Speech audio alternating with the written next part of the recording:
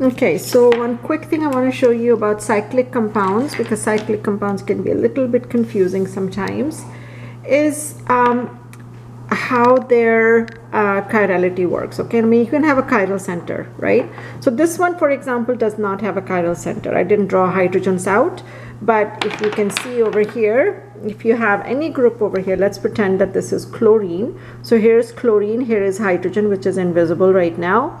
And then you have CH2 here, CH2, CH2 here, and another CH2 here. So this has perfect, you know, internal symmetry, because you can just fold this molecule on top of each other. So this molecule is not even chiral, okay, for that matter, even though, you know, you might see that, oh, okay, it looks like a chiral center because I might draw the bond going down or up or whatever, but it's not chiral at all. Okay, so when does the chirality begin? It begins when we have two groups on there. Okay, so when you put two groups on there, then the relationship is going to be important too, okay? Because remember, in cyclic compounds, when you have a cyclohexane, you can have axials and equatorials, right? So here you can see that this one is going down right now. So what I'm going to do, I'm going to go ahead and take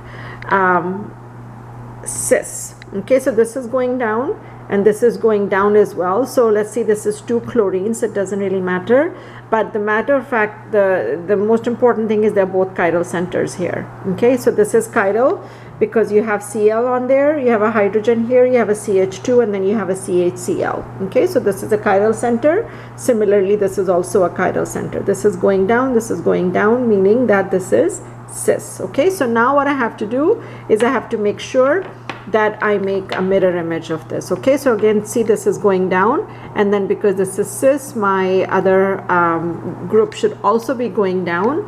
So remember, this is going to be axial then. Okay, so this is what we have as the mirror image. This one is matching that, and this is matching both. So this is the mirror image, okay, that we have. Now the important thing is for us to see if they're superimposable or not, because in cyclic compounds sometimes it's harder to visualize. Okay, you can do the R and S also, by the way. Okay, so if you want to know if they are both enantiomers or not, then, you know, just go ahead and do the R and S of each of these, and then you can figure out if they are the same or not. Okay, but I just wanted to show you this kind of video to see if, you know, you can understand using the models also. So here is this. Okay, again, mirror image. I'm going to take this out and see if I can go ahead and superimpose. So again, let's see if this works. I don't know if it's going to work or not. So let's see. Getting them. Yeah, I think it's going to work. Okay, so this is going to superimpose on each other. You can see that both of them are going in the same direction also. Okay, so that is for cis. Cis was going in the same direction. All right, so completely superimposable on each other, which means that this is going to be a meso compound. Even though it has the two chiral centers, it's meso. Okay, why? Because of internal symmetry. Now you know that when we draw cis compounds, okay, in cyclic compounds, we draw them kind of like this. Let me just draw it out and then show you. You draw them like this. Okay, so when you're drawing them like this, you can just draw a line in the middle and say, oh, okay, this has internal symmetry. Okay, so then just to make it clear, let's go ahead and do the trans. Okay, so this was both going down, so now I'm going to have one going down, the other one going up, so which means this one is going to go up. Okay, so one going up, one going down.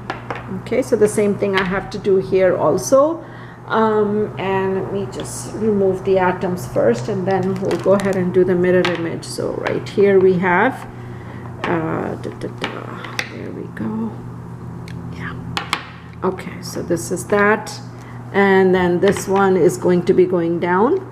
Okay, like that. And then here, this one is going to go up.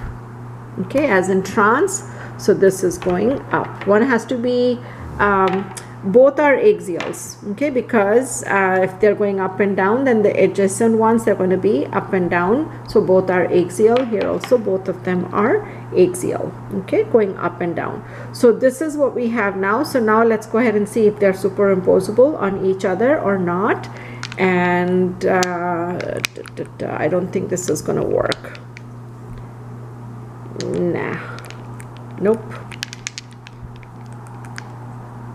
This is going up, this is going down. Actually, actually it worked. Okay, so here we go, going up and going down. This also worked. So, but this is the mirror image. This is not the superimposition. Superimposition would be like this, right? So it's not working.